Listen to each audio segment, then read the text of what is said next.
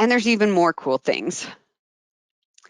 GA4 also supports all of the different attribution models you are used to seeing, like model comparison, when you want to compare last non-direct click to first click or linear. Any of these static algorithm-based attribution models are supported in GA4, but it also supports the data-driven attribution model.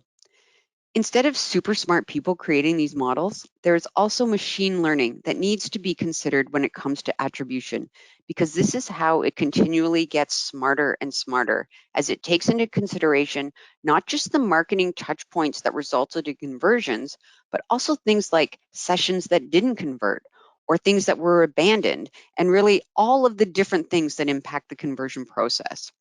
And this data-driven option is built right out of the box in GA4 in the advertising attribution section model comparison report. You can add a secondary dimension to the model comparison tool. If you actually want to go ahead and switch the model to a data-driven attribution, you can just log in if you're an admin and select it. This data-driven way is definitely the way to start thinking about attribution. The idea of changing the attribution model may freak some people out if all of a sudden credit to different campaigns and channels shift, but you just have to remember there's always the model comparison report. So you can always compare the data-driven to the last click, non-direct click, if you wanted to kind of compare what things look like historically to what they look like in a data-driven world. Another thing you can do as browsers continue to aggressively deprecate cookies. So obviously your campaigns and your channels aren't going to stop working when the cookies go away. Just want to make that very clear. But what might happen is that the credit is shifted to a different campaign or a different channel, or more credit is shifted to direct.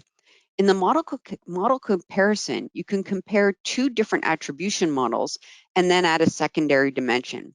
So with this, you can actually see for yourself the impact of cookie deprecation on different browsers. This is a good report if people are questioning performance, because the numbers are sort of shifting as far as where the credit is being allocated for different campaigns or different channels. You can actually show them and not have to go down the whole path of explaining cookie deprecation. Conversion paths can be found in the Advertising Attribution section Conversion Paths report. In this report, you can actually see the number of touch points that it takes to result in a conversion, as well as the time to conversion. Again, this is a default channel in GA4, but you can actually drill down to a campaign level in the template gallery. I really recommend that when you log into GA4 that you do some looking around. For example, to find what I'm showing you here on this screen, you would go into Explore, and then there's a blue box that says Template Gallery. This is a great place to start looking around. The User Explorer report is a little bit more complex, but it allows you to see data at a user level. Yes, this is a report in Google Analytics, but in GA4, you can really customize it and add segments and different metrics and dimensions. Here you can really get to the specific audience lists that, again, you can push into Google Ads, Campaign Manager, and all of that. With so much user info, you can now do things like, for example, say you were running a promotion on a specific day, and you want to create an audience for people who visited on that day but didn't convert. You can now do exactly that and other things like that with these Explore reports. Another cool thing is that a lot of the time, analysts are asked one-off or ad hoc questions. And before, you would have to run a report or create a segment or do something like that to get the answer. Now there's a search bar where you can just type the question. So for example, how many conversions were there yesterday?